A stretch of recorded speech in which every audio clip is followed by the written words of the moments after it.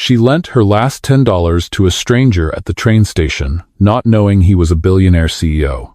Hello everyone. Before we begin today's story, I have a small favor to ask. Please hit subscribe and turn on the notification bell so you never miss our channel's new videos. It is quick, free, and the best way to support us in bringing you more dramatic stories. Your support means the world to us. Where are you watching from? Drop your city or country in the comments below. Thank you very much. Now, let us return to our main character. The train station felt colder than it should have that night, even though it was only early March. A thin rain drifted through the open sides of the platform, tapping softly against the metal benches and darkening the concrete underfoot. Commuters hurried past with their heads down, coats pulled tight, eyes fixed forward as if kindness might slow them down. Emily Carter stood near the departure board, clutching her purse with both hands. Inside, it was almost empty. One crumpled $10 bill. A few receipts. A bus pass that had already expired. She checked the time again, then the track number, then the time once more. Her interview across town was in less than an hour, and this train was her only chance to make it. She shifted her weight, feeling the ache in her feet from a double shift the night before. The diner had been short-staffed again. It always was. She had skipped dinner to save money, telling herself she would eat something after the interview, once everything worked out. It had to work out. She needed this job. That was when she heard the voice. "Excuse me."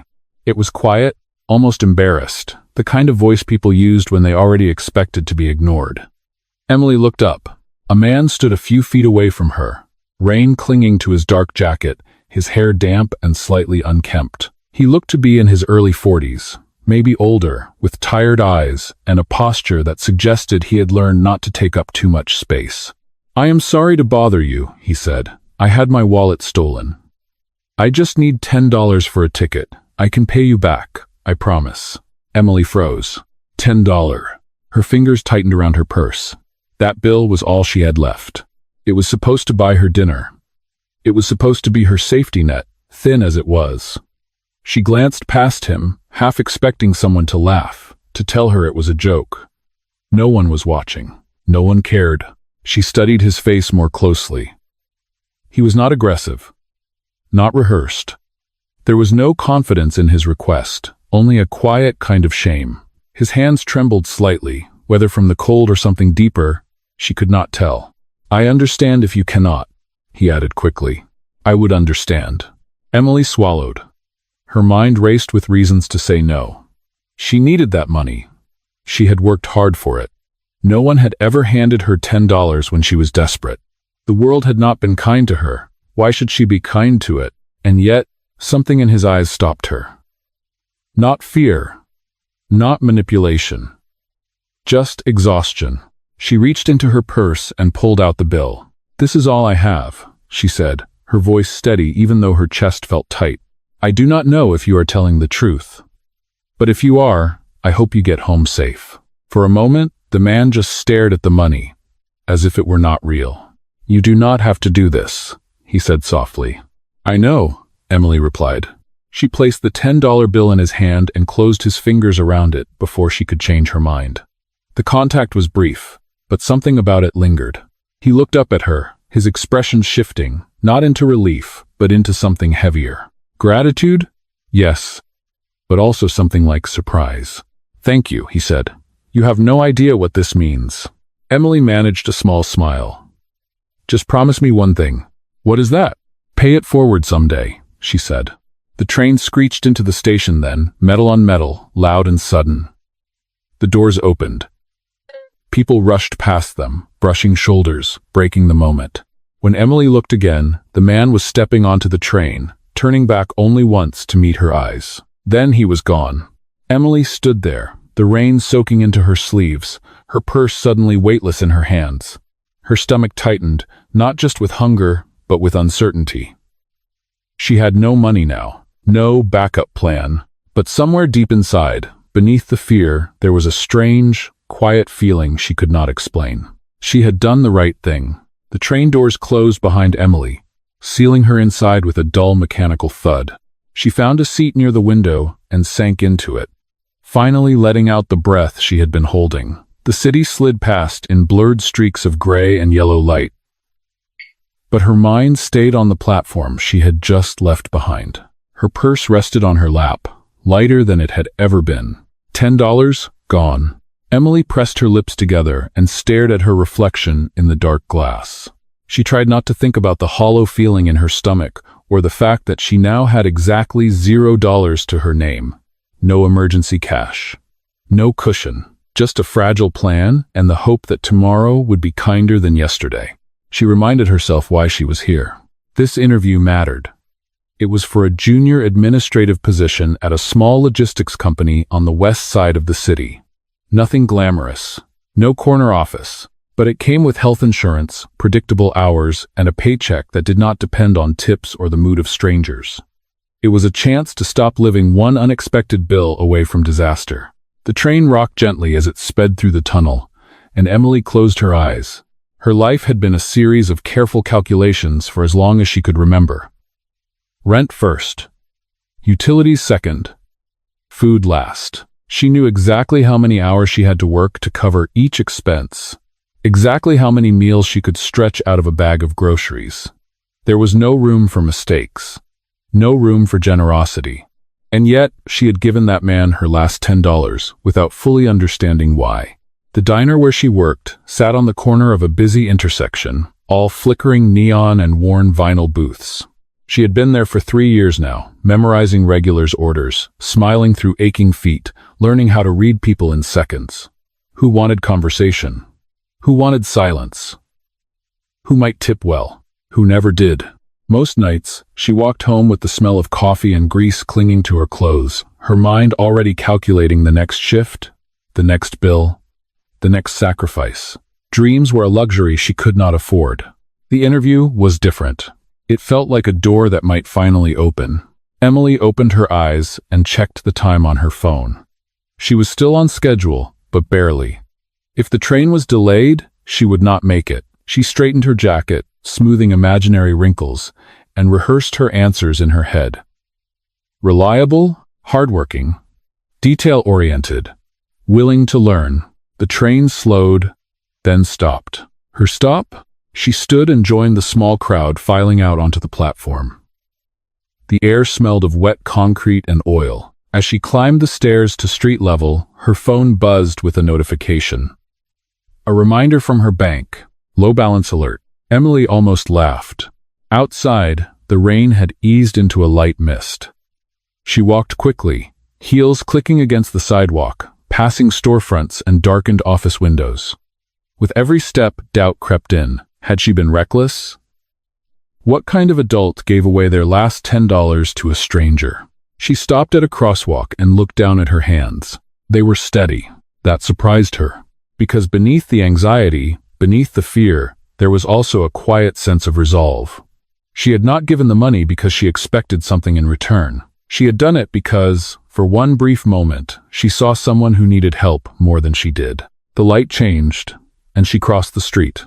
A few blocks away, inside the train she had just left, the man she helped sat alone near the back. He held the $10 bill carefully, smoothing out its creases with his thumb. His gaze was unfocused, fixed on nothing and everything at once. He had not expected her to say yes. He had asked out of habit, out of a long-practiced humility that came from knowing most people would look away. When she placed the money in his hand, it unsettled him more than any rejection ever could. Not because of the amount, but because of the cost. As the train carried them in opposite directions through the city, neither of them knew it yet. But that small act on a cold platform had already begun to shift something much larger than either of their lives. The next morning began the same way most of Emily's mornings did, with an alarm she wanted to ignore and a body that already felt tired before the day had even started. Pale light slipped through the thin curtains of her small apartment as she sat up on the edge of the bed, feet resting on cold hardwood floors. For a moment, she forgot about the train station. Then she reached for her purse. Empty. The memory came rushing back, clear and sharp. The rain, the platform, the stranger's eyes. Emily exhaled slowly and stood, pulling on her work clothes with practiced efficiency. There was no time to dwell. Regret did not pay rent. She left her apartment just after 6, the hallway lights flickering overhead, and walked the familiar route to the bus stop. The city was waking up in pieces. Delivery trucks idled. A bakery opened its doors, warm air carrying the smell of bread into the street. Emily paused for half a second, then kept walking. Breakfast could wait. At the diner, the morning rush hit hard and fast. Coffee cups clinked. Orders were shouted. The grill hissed nonstop. Emily moved on instinct, refilling mugs, balancing plates on her arm, offering smiles that came easily now, even when her feet already ached. "Rough night?" one of the cooks asked as she passed. "Just a long one," Emily replied. She did not mention the interview from the night before. She did not mention the $10. Some things felt safer when kept private. Across town, in a quiet office high above the street, the man from the train station stood alone by a wide window.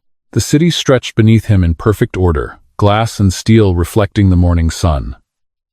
He should have been focused on the meeting ahead, the reports waiting on his desk, the decisions only he could make. Instead, he held a single $10 bill. It lay flat on his palm, worn and creased, edges soft from use. He turned it over slowly, remembering the way her hand had closed his fingers around it, remembering her voice. Calm, certain, kind. He had boarded the train using that money, taken a seat among strangers who had no idea who he was. No one recognized him without the suit, without the title. He had watched them, their faces, their distance. All except one. Emily had not asked his name. She had not asked for proof. She had not treated him like a problem to solve or a risk to avoid. She had simply seen him. That unsettled him more than any boardroom challenge ever had. The meeting came and went, numbers discussed, strategies approved. He spoke when needed, nodded when expected. But his mind kept drifting back to the platform, to the question she had asked him to promise. Pay it forward someday. At the diner, Emily finally caught a break just before noon. She leaned against the counter, sipping water, shoulders tense. Her manager posted the next week's schedule, and she scanned it quickly. More late shifts. She looked away before disappointment could settle in too deeply. This was normal. This was her life. Hope had a way of making things hurt more when it did not work out. A customer waved her over, and she straightened, smile returning as if it had never left. She took the order, refilled a cup, nodded at a story she had heard a dozen times before. Kindness was part of the job. Sometimes it was the job. Back in his office, the man folded the $10 bill carefully and slipped it into his jacket pocket instead of his wallet. It did not belong there. It was not spending money. It was a reminder. For the first time in years, he found himself asking a question that had nothing to do with profit or growth. Who was she? Not her name, not her background, but the kind of person who gave when it cost her something real. Outside, the city moved on, unaware of the quiet line that had been drawn between two lives. Emily wiped down a counter, unaware she was being remembered. He adjusted his jacket, unaware that keeping that bill would change the way he saw everything that came after. Neither of them knew it yet, but the test had already begun. 2 evenings later, Emily stood behind the counter at the diner, wiping her hands on a folded towel as the dinner rush finally began to slow. The neon sign outside buzzed faintly, casting red and blue light across the windows. Her feet throbbed, and her shoulders felt tight from hours of constant motion, but she stayed alert. Rent was due soon. Every shift mattered. She glanced toward the door when it opened, more out of habit than curiosity. Then she froze. The man from the train station stepped inside. For a split second, Emily wondered if exhaustion was playing tricks on her. He looked different here. Cleaner. Dry. His jacket was still simple, but it fit better than she remembered. He hesitated near the entrance, scanning the room, until his eyes met hers. Recognition flickered across his face. He smiled, small and careful, as if unsure whether he was welcome. Emily felt a strange mix of surprise and uncertainty settle in her chest. Of all the places in the city, of all the nights, he had walked into her diner. She forced herself to breathe and kept her expression neutral. People came and went. Coincidences happened. She grabbed a menu and approached his booth. "Good evening," she said evenly. "Table for one?" "Yes," he replied, "if that is okay." She set the menu down and reached for her notepad. "What can I get you to drink?" "Coffee, please." "Black." She nodded and turned away before he could say anything else. Her heart beat a little faster than usual as she poured the coffee, steadying her hands. She told herself this did not mean anything. He had probably just chosen the closest place to eat, that was all. When she returned, he thanked her quietly. "You work here every night?" he asked. "Most nights," Emily said. "What about you?" He paused, just long enough for her to notice. "I travel a lot," he said. "Work." She accepted that answer without pushing. It was not her business. She had learned long ago that questions often led to stories she did not have time to carry. She took his order and moved on, but she could feel his presence even when her back was turned. When she passed his booth again, he stopped her gently. "I wanted to say something," he said. Emily looked at him, waiting. "About the other night," he continued. "I did make it home. Because of you." She studied his face, searching for anything that felt false. She found none. "I am glad," she said simply. "You did not have to help me," he added. "Most people would not have." Emily shrugged. "Most people are tired." "So were you," he said. That caught her off guard. She met his eyes, and for a moment the noise of the diner faded into the background. He was not smiling now. He was observing her, not in a way that felt intrusive, but thoughtful, as if he were trying to understand something without asking for it directly. "Everyone is tired," she said finally. "Some of us just keep going anyway." He nodded slowly, as if filing the words away. Their conversation ended there, not because it needed to, but because another table waved her over. When she returned later with his food, he did not interrupt her again. He ate quietly, paid in cash, and left a modest tip. Nothing excessive, nothing that stood out. As he stood to leave, he paused beside the counter. "Thank you for the coffee," he said. "And for before." Emily gave a small nod. "Take care." After he left, she realized something that unsettled her. He had never asked her name. Across the street, the man stopped under a streetlight and looked back at the diner. Through the window, he could see her moving between tables, efficient and composed, unaware she was being watched. She had treated him the same way twice now, no special attention. No expectation. No curiosity about who he might be beyond what he showed her. He reached into his jacket pocket and felt the folded $10 bill still there. The test was not over. If anything, it had just become clearer. The following Friday, the diner closed earlier than usual. Emily untied her apron with stiff fingers, rolling her shoulders as she stepped into the back room. It had been a long week. The interview she had pinned her hopes on ended with a polite smile and a familiar phrase, "We will be in touch." No call came. Life moved on as it always did. Her manager stuck his head through the door. "You heading out?" "Yes," Emily replied. Early night for once.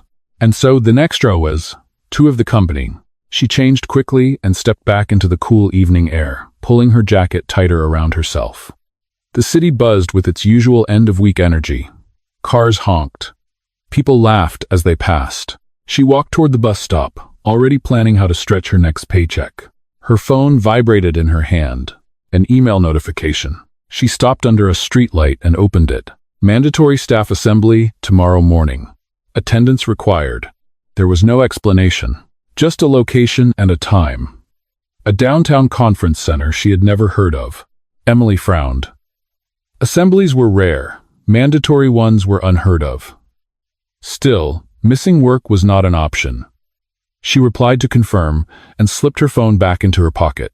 The next morning, the conference center lobby was packed. Employees from different locations stood in small clusters, whispering, confused, dressed in uniforms that did not quite match. Emily recognized no one.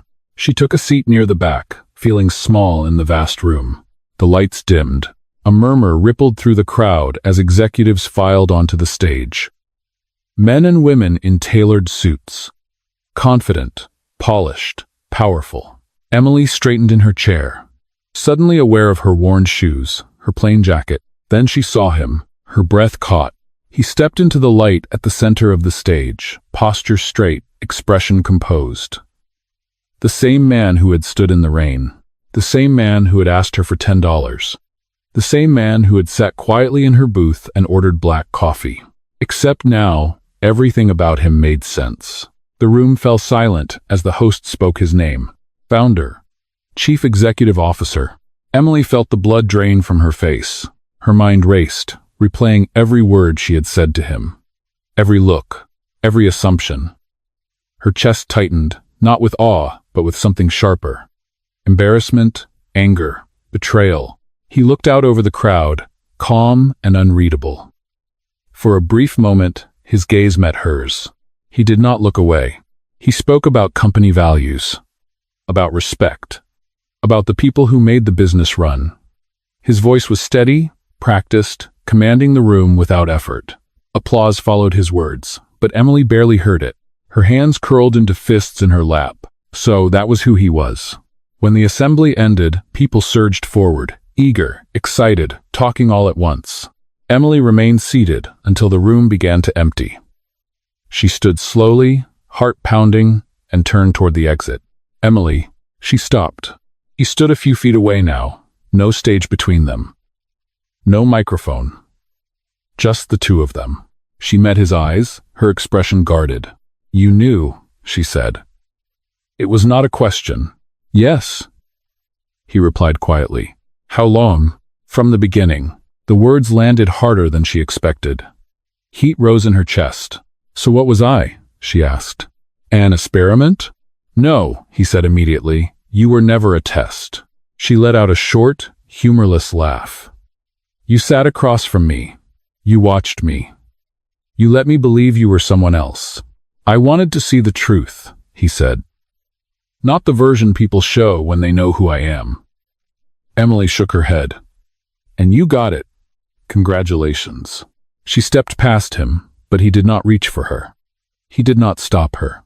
He watched as she walked away, shoulders tight, dignity intact. For the first time in years, the most powerful man in the room understood something clearly. Kindness, once broken, could not be bought back, and the reveal had changed everything. Emily did not return to the diner for 2 days. She called in sick the morning after the assembly, her voice steady, her explanation simple. She needed time. No one questioned it. No one ever did. The world did not pause when you were hurt. It simply moved around you. She stayed inside her apartment, the curtains half drawn, the city humming faintly below. Every quiet moment gave her mind room to replay what had happened. The stage, the applause, his face as he said her name. You knew. From the beginning, what unsettled her most was not that he was powerful. It was that he had chosen not to be honest when honesty would have mattered most. She had given without knowing. He had known everything. That imbalance felt heavier than any lie. Across the city, in a glass-walled office that usually felt untouchable, the man sat alone long after the workday ended. Reports lay untouched on his desk. Meetings were postponed. His attention remained fixed on something far smaller than a corporation. He replayed her words again and again. So what was I? An experiment? He had told himself he was observing, learning, protecting something pure from the noise that followed his name. He had justified the silence as necessary. Strategic. Now it felt like cowardice. For the first time in years, his position offered him no leverage. Money could not rewind that moment. Authority could not erase the look in her eyes when the truth landed. He had built his life around control, and yet the one thing he wanted now was completely outside of it. Emily returned to work on the third evening. She tied her apron, smoothed her uniform, and stepped back onto the floor as if nothing had changed. Orders were taken, coffee was poured, plates were cleared. But something in her had gone quiet. The door opened halfway through her shift. She did not look up at first. When she did, her stomach tightened. He stood just inside the diner, dressed the same way he had been before. No suit, no entourage. Just a man who looked out of place without trying to stand out. The room did not react. No one recognized him. That alone said everything. Emily did not approach his table. She sent another server. He did not stop her. He did not wave. He waited. At the end of the shift, as she wiped down the counter, he finally spoke. "Emily." She turned slowly. "This is not a conversation," she said. "I know," he replied. "I will not take much of your time." She crossed her arms. "You already took more than that." He nodded. "You are right." The words were simple. No defense, no explanation. That caught her off guard. "I am not here to justify what I did," he continued. "I am here to acknowledge that I hurt you." End quote. Silence stretched between them. "I did not mean to turn you into a lesson," he said, "but I did, and that is on me." Emily searched his face for something familiar. The confidence was gone. What stood in its place was restraint. "You do not get to decide what fixes this," she said quietly. "I know," he replied. "That is why I am not offering you anything." Her breath caught. "No job," he added.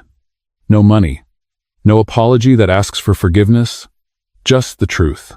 End quote. He reached into his jacket and placed something on the counter between them.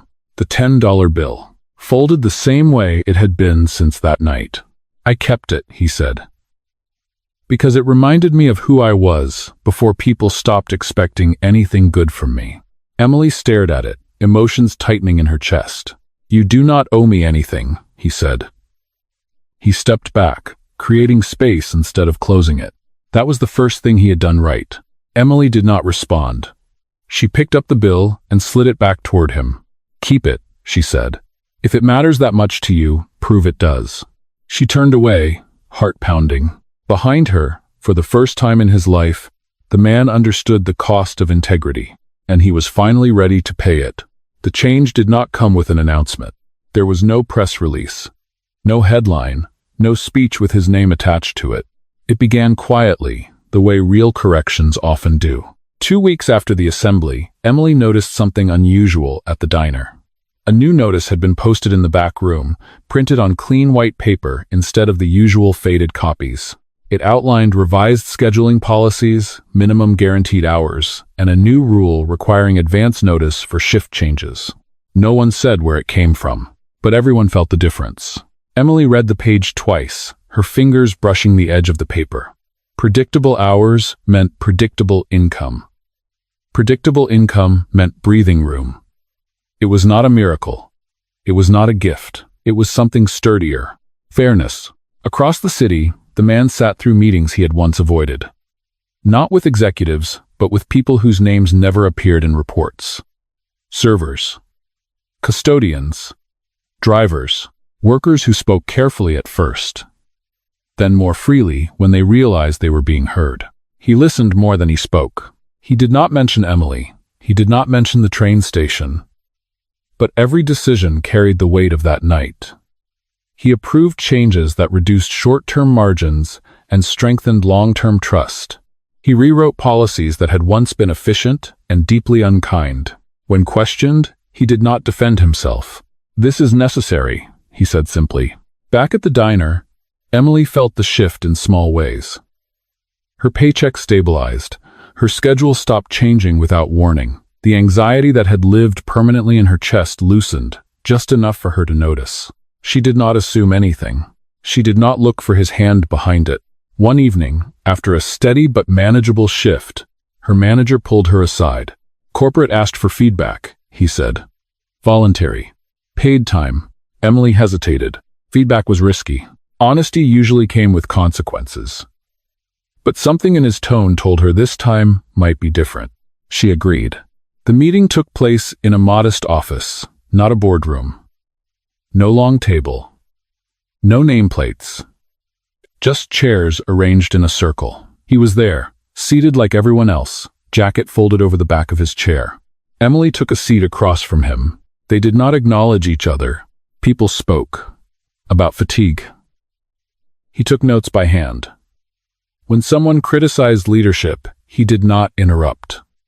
When someone grew emotional, he did not redirect. When it was Emily's turn, the room fell quiet. She spoke clearly, without accusation. She talked about instability, about what it cost to live, always one step from falling, about how dignity mattered as much as wages. She did not look at him as she spoke. When she finished, there was a pause. "Thank you," he said. Not to her alone, but to the room. The meeting ended without fanfare. As people filtered out, Emily gathered her bag and headed for the door. "Emily," he said gently. She stopped, but did not turn. "I did what you asked," he continued. "Not for you. Because you were right." She considered that. "I did not ask you to fix anything," she replied.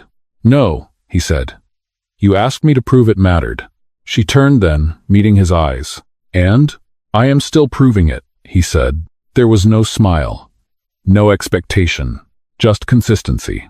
Emily nodded once. It was not forgiveness. But it was no longer rejection.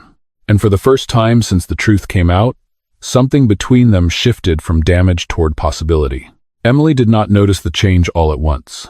It revealed itself slowly, in the spaces between moments, in the way her shoulders no longer tensed every time her phone buzzed, in the way she began sleeping through the night without waking to calculate numbers in her head. Stability, she learned, was not loud, it was quiet. It gave you room to think. With predictable hours came time. With time came choices. On a rare morning off, Emily sat at the small kitchen table in her apartment, sunlight warming the chipped wood surface. She opened her laptop and scrolled through the email she had ignored for weeks. A follow-up from the logistics company. Another opening. A second interview invitation. She stared at it longer than she expected. Before, she would have said yes immediately.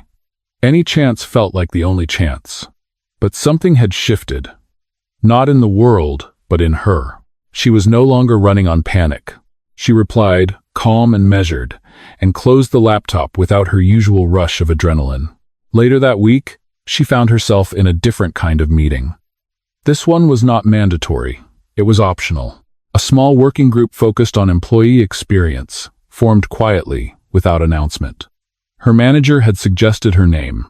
"They want people who actually know the floor," he said. "You are good with people, and you speak clearly." Emily almost declined. Leadership roles were dangerous when you could not afford to lose your job. But she remembered what she had said in that circle of chairs. About dignity. About being heard. She accepted. The meetings were held in plain rooms with plain furniture. No titles. No hierarchy. Just problems to solve. Emily spoke when she had something to add, listened when she did not. She watched how ideas moved from discussion to action, how policies changed shape when lived experience was allowed into the room. He was there sometimes, not always. When he was, he stayed in the background. He did not steer conversations toward her. He did not look to her for approval. He let her occupy her own space. That mattered. One evening, after a long session that ran later than expected, Emily stepped outside into the cool air.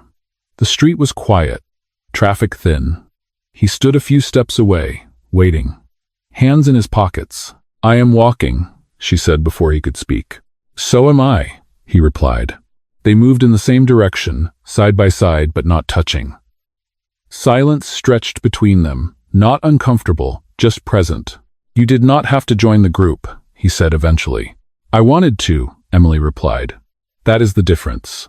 He nodded. "You are good at it." She glanced at him. "This is not an evaluation." "I know," he said. "It is an observation." They walked another block. "I am not interested in moving up just because someone thinks I should," she said. "I want to choose what comes next." "You should," he replied, "whatever it is."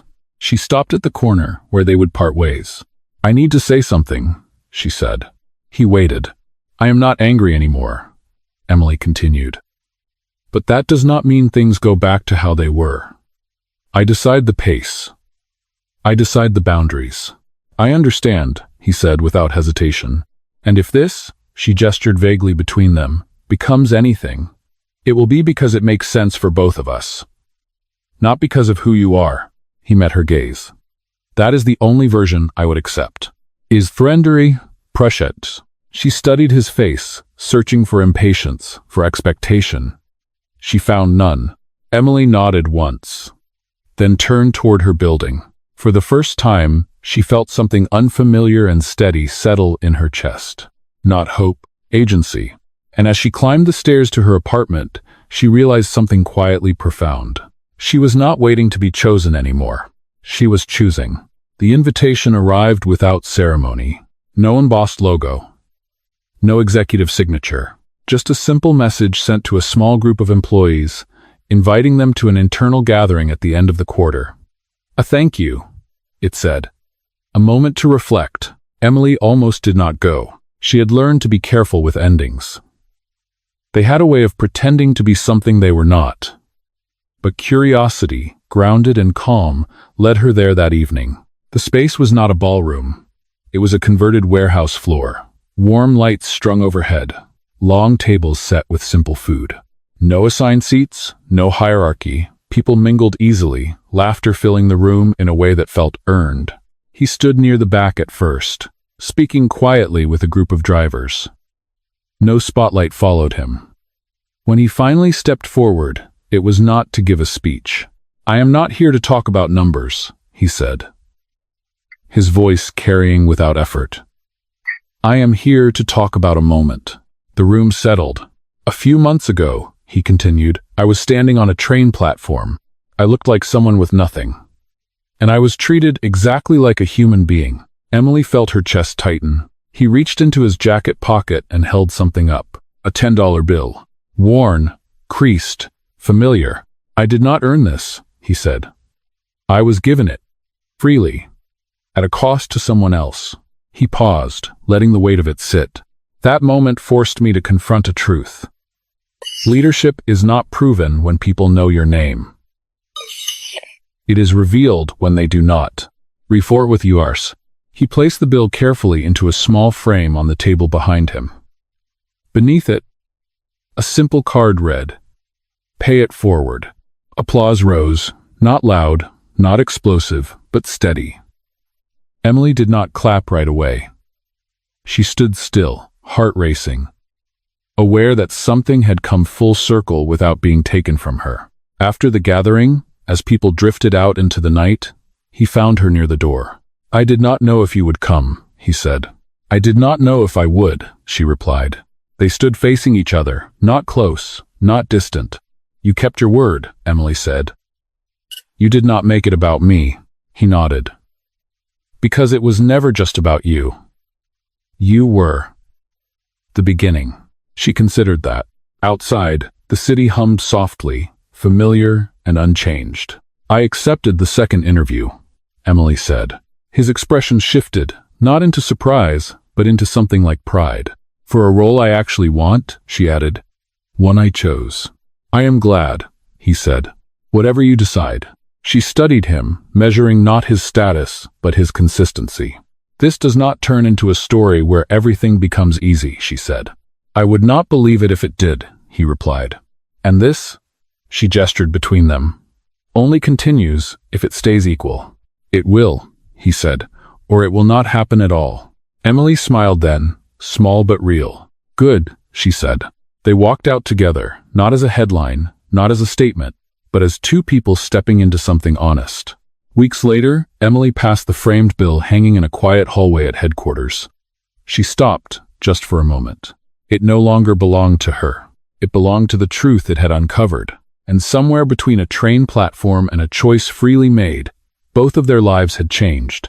Not because of wealth or power, but because kindness had been given when it mattered most. That was the ending. And also, the beginning.